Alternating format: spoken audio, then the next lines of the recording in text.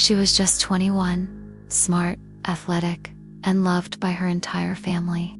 So when she crashed her car one cold February night and then vanished without a trace, it sent shockwaves through her small town.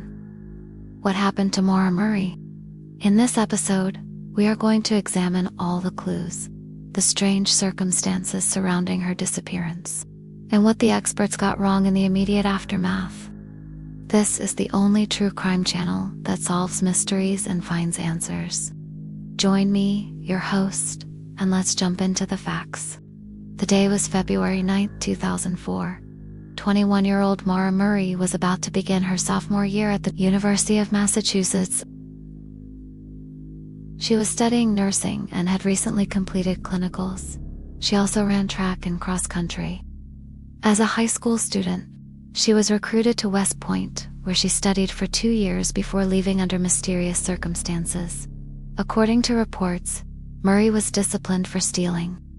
Despite this incident, her college coaches were eager to sign her because of her speed and endurance.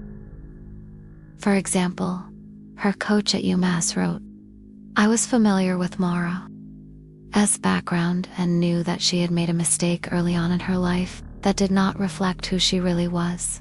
When news of her signing broke, she told the local newspaper, 'It was a big mistake and I accept responsibility for that. But I know I can make a difference here and show people I can excel both academically and athletically.' And so, she began training immediately. Just weeks before her disappearance, however, she found herself in some trouble once again. On January 31, 2004, she was caught using a stolen credit card at her campus. The investigation revealed that the card belonged to her professor. She was fined and placed on probation. And although she denied stealing anything else, her coach wasn't too surprised. He later told reporters that he didn't believe she had any ill intentions, but that she was naive. So after apologizing to her team, she was suspended indefinitely. On February 6th, 2 days before her fateful drive, she contacted her mother and talked about her future plans. Maura said she wanted to get her degree, become an operating room nurse, and eventually go to graduate school. She also admitted that she had been lonely and suggested that her mom visit her at school. After hanging up, Maura went to work at the University of Massachusetts Medical Center. She worked on a telemetry floor, taking care of patients with heart conditions. Everything appeared normal, but according to her co-workers, they noticed nothing out of the ordinary. She clocked in, made small talk, took breaks, and clocked out at 7:15 p.m. But that evening, just hours after her shift ended, everything changed. At 7:30 p.m., she emailed her professors explaining that she needed to be absent for the next couple of days due to a family emergency. However, no such emergency existed. That night, she deleted all of her emails and instant messages and meticulously packed several bags of clothing and food. At 9:39 p.m., she used her debit card to withdraw $280 from an ATM and drove off campus. She was never seen alive again. The next morning, her roommate grew concerned and called campus police to report her missing. They went to her apartment, checked her bedroom, her locker, and the surrounding area, but found no evidence of foul play.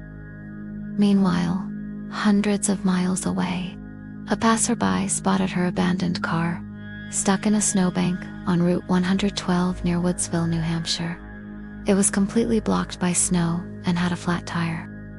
An empty box of wine sat on the passenger seat and the center console was open, but there was no sign of the driver.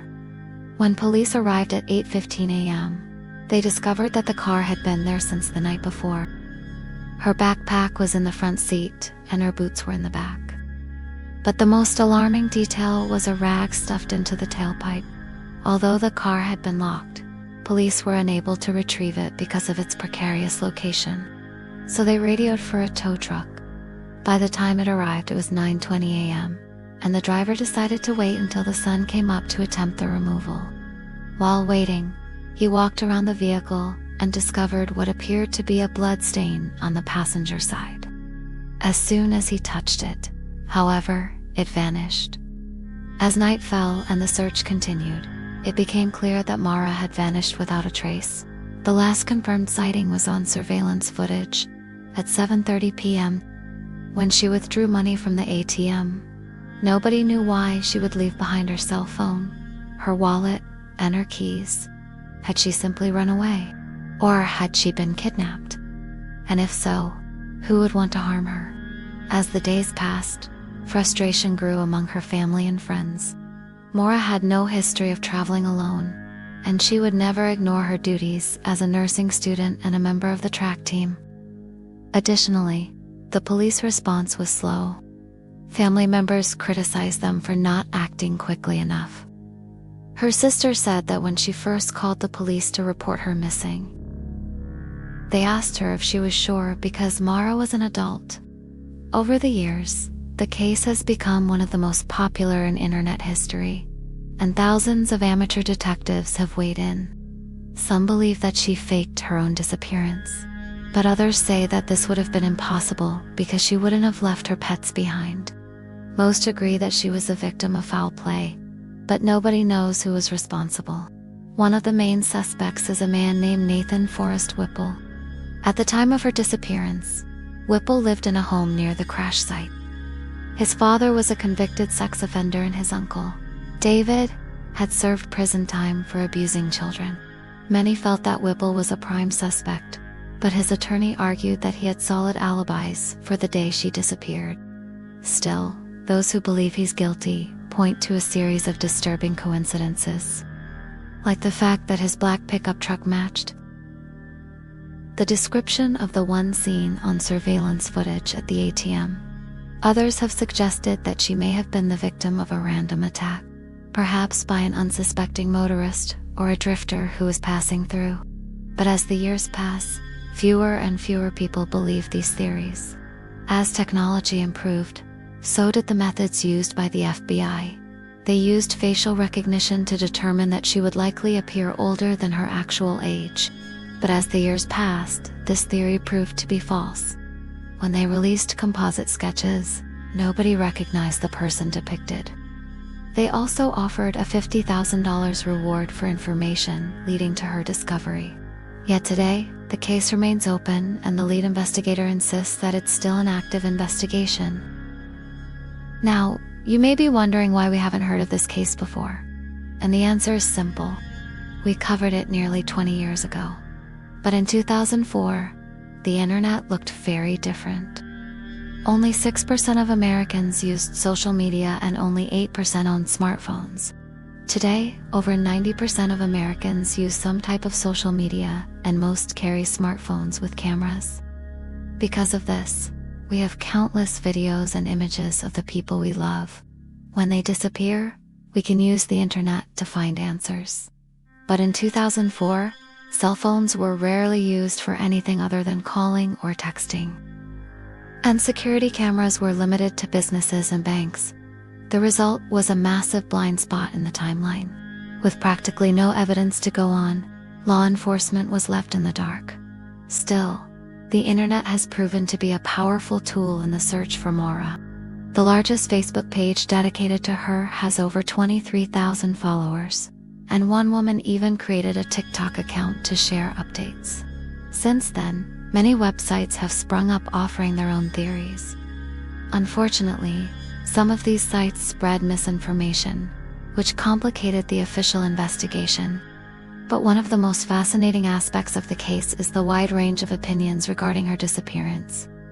Some believe that Maura was simply depressed and ran away to avoid telling her family. Others insist that she was murdered by a stranger. But as the years pass, the latter seems less likely. The longer she's missing, the less likely it is that she'll turn up alive. But her parents continue to hold out hope. In recent interviews, they have begged the public for new tips. They are working with a private investigator, and they refuse to give up the search. Fred Murray told the Daily Mail, "I will keep looking for my daughter until I'm gone. I do want people to forget about Maura because someday somebody might come forward with a piece of information that could solve the case. Even after all this time, I still have hope that she's alive out there somewhere." Thank you for watching. If you enjoyed this video, please hit the subscribe button. You can also follow us for daily updates. Now, I'm going to leave you in the hands of our recommendation algorithm. You know what to do. See you next time.